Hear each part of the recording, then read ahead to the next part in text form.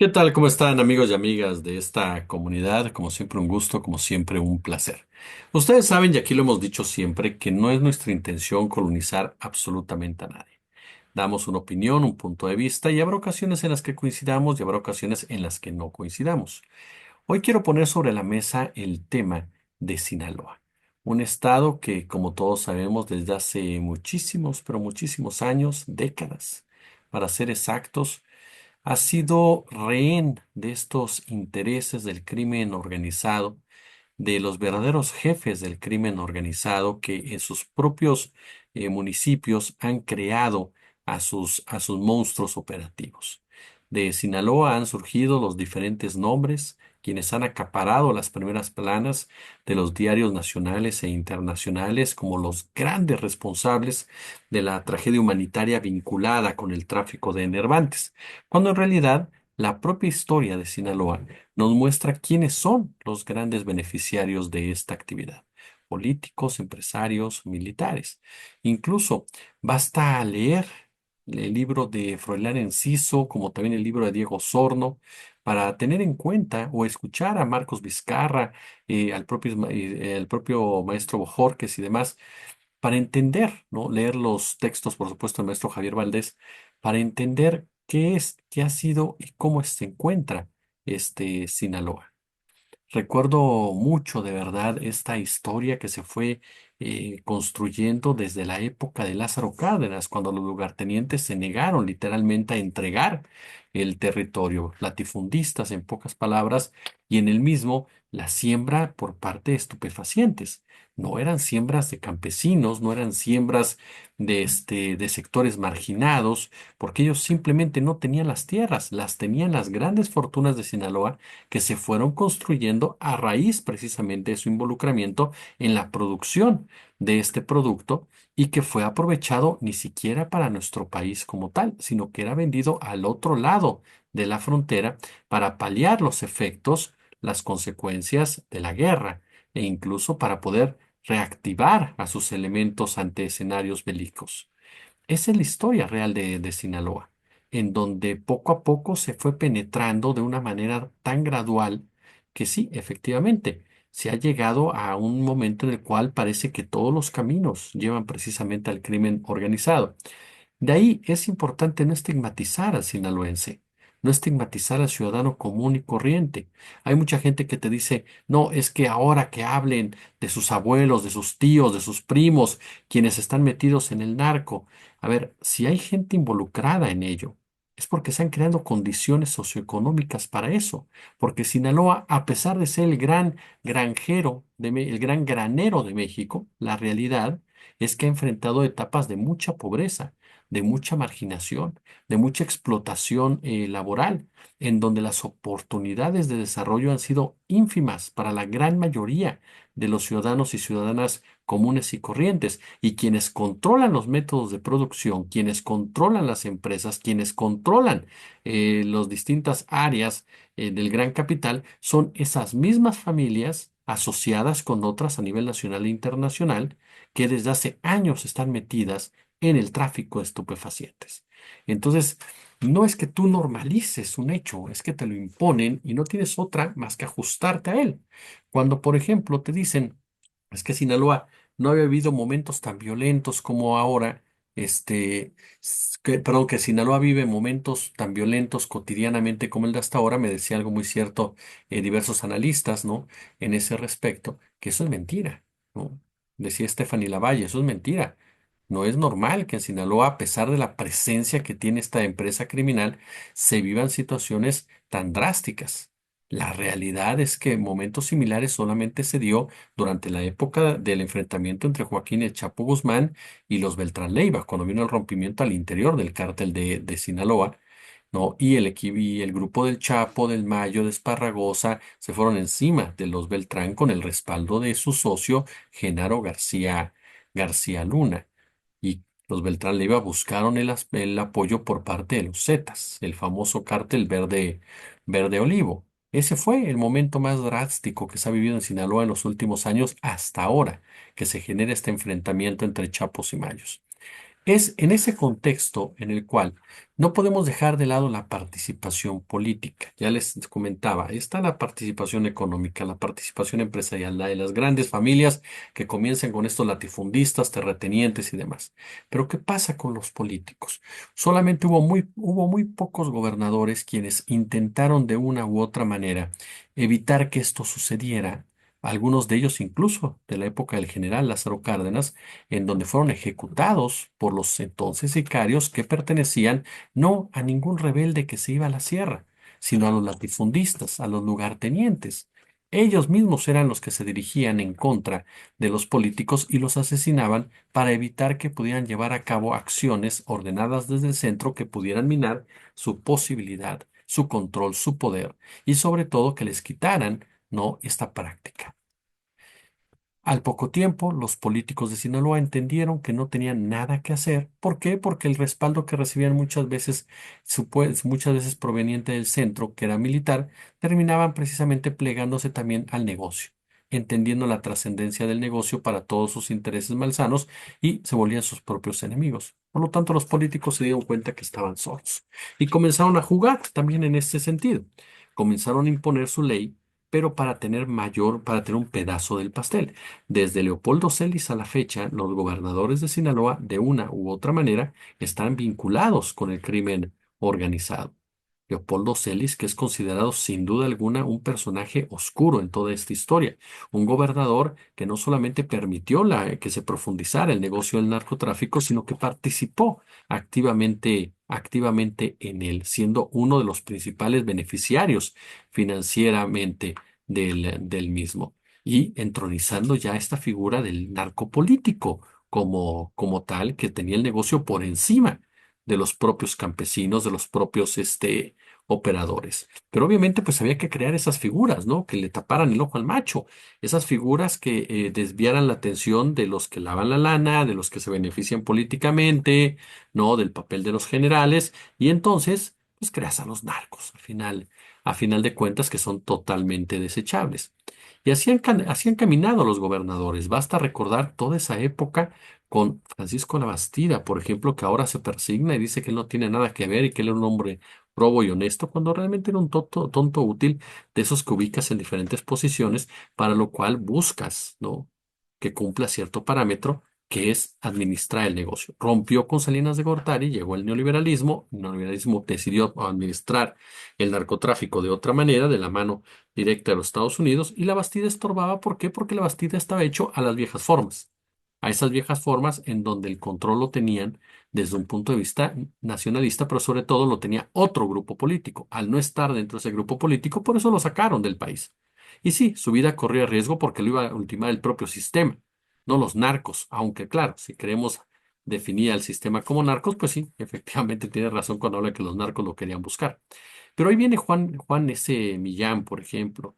Ahí está Maloba, ahí está este otro gobernador, se me escapa hasta su apellido, se llama igual que su servidor Jesús, por cierto, y que fue una triada de verdad, pero de verdad, eh, híjole, pero lamentable que ayudó precisamente a consolidar, a consolidar al cártel de Sinaloa, que lo fue llevando literalmente de la mano. Y no porque crea usted, insisto, que el Mayo o el Chapo fueran más poderosos que gobernadores, que generales y demás. La realidad es que nunca lo han sido. Son parte del mismo entuerto y lo que hacían ellos, eso sí, por supuesto, era generar negocio, generar dinero a través de los estupefacientes que operaban, y mucho del mismo se lavaba a través, precisamente, a través de lo que era nada más ni nada menos que las campañas políticas. Por eso siempre ha habido toda una discusión, incluso entre expertos, gente que sabe mucho de este tema, de qué fue primero, si el huevo o la gallina. No, si primero los narcos pagaron las campañas o los políticos le exigieron a los narcos que les financiaran las campañas. Y por supuesto, el narco mayor es el político que utiliza a los narcos para pagar sus campañas y para operar sus cuentas oscuras. Jesús Alberto Aguilar Padilla. Jesús Alberto Aguilar Padilla fue el otro gobernador también del 2005 al 2010. Y ni qué decir de Mario López Valdés, ¿no? O sea, ni qué decir de Mario López Valdés, ni qué decir de que del propio Renato Vega Alvarado, también que fue otro al que le tocó precisamente la época salinista de la consolidación de los narcos allá en Sinaloa, ¿no? Aun y cuando a él le tocó menos, porque fue cuando se mudaron a todo este show que armaron del cártel de Guadalajara y la operación por allá, lo cierto es que también fue un factor clave. Quirino Ordaz, ¿no? Por ejemplo, que yo nunca entenderé por qué se le premió con una embajada siendo un personaje tan cuestionable en ese punto en particular. Pero son todos estos gobernadores quienes de una u otra manera ayudaron precisamente a que esta empresa criminal siguiera operando. E insisto, no porque estuvieran fuera de la misma, sino porque son integrantes de la misma, con un cargo incluso mayor que los capos. Son parte esencial precisamente de esta operación, de esta protección política al negocio. Recuerde que el negocio tiene varias protecciones, la militar, la empresarial y la política. Bueno, los gobernadores juegan ese papel. Y ahora nos topamos con Rubén Rocha Moya, un gobernador que llega a través de las siglas de Movimiento de Regeneración Nacional y al que le ha tocado precisamente este momento sumamente oscuro, que ha sido el enfrentamiento entre Mayos y Chapos, un enfrentamiento generado, promovido por los Estados Unidos, por sus agencias de inteligencia, quienes son los que juegan un papel determinante en que no disminuya la violencia en esa entidad. Y han surgido voces que indican que Rubén Rocha debe de irse, debe de renunciar. Y la gran pregunta es esa, ¿debe de hacerlo? ¿Qué tanto aporta Rubén Rocha a la discusión, a la pacificación del Estado? ¿Qué tanto es un personaje de fiar ya en este momento? Y por el otro lado, también surgen preguntas de que qué tanto ayudaría su salida a la pacificación. Depende de la visión que cada quien quiera darle o de la estructura narrativa. Pero en los hechos te topas con un gobernador que hoy por hoy está rebasado. Un gobernador que hoy por hoy no cuenta con el respeto de la ciudadanía. Un gobernador que ya no es un interlocutor válido incluso para los propios criminales. Un gobernador al que desde un principio se le vinculó con la entrega del Mayo Zambada a los Estados Unidos, con el asesinato de Melesio Cuen, que era un factor de poder político y criminal en el Estado. Un gobernador que su fiscal nos mintió a todos y que él amparó precisamente esas mentiras. Un gobernador que ha mostrado una profunda insensibilidad para tratar diversos temas. Ha llevado a cabo declaraciones que han provocado mucho, pero mucho debate, desde su relación, por supuesto, con los líderes agrarios, sobre particularmente el tema de la violencia en Sinaloa, cuando dijo, tenemos una propaganda que han hecho que en Sinaloa no se puede estar por la violencia, en efecto, la tenemos.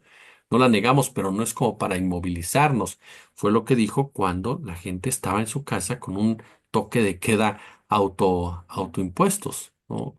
Autoimpuesto. Él ha dicho abiertamente que no tiene relación con el crimen organizado, que él no tenía nada que ver con Ismael El Mayo Zambada. Cuando se presentaron hechos muy dolorosos en Sinaloa en materia de violencia, dijo que la población podía estar tranquila, que se vivía tranquilo en Sinaloa, mientras una gran parte de la población pues padecía esta violencia en Culiacán. Ha dicho los enemigos son los delincuentes, no el gobierno, y bueno, aseguró que no hay espacios para la impunidad. El gran tema de los últimos días fue el asesinato de un padre y sus dos hijos. La respuesta por parte del gobernador fue inadmisible.